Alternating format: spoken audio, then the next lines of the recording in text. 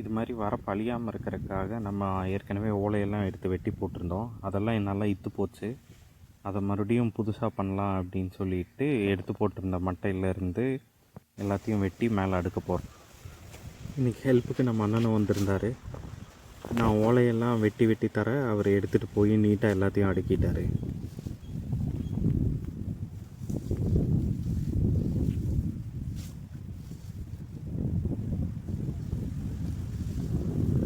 வரப்பு அழியாமல் இருக்கிறதுக்காக வெட்டி போட்ட ஓலையெல்லாம் எடுத்து நீட்டாக அடுக்கியாச்சு.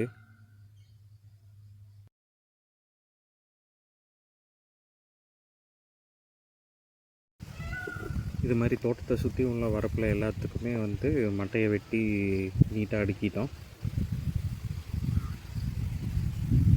மீதி இருக்க மட்டை எல்லாத்தையும் 2 தென்னை மரத்துக்கு நடுவில் போட்டு வச்சுருக்கோம். ஏன்னா அடுத்த டைம் ரோட்டாவேட்டர் ஓட்டும் போது இது மண்ணுக்கு நல்ல உரமாயிரும்.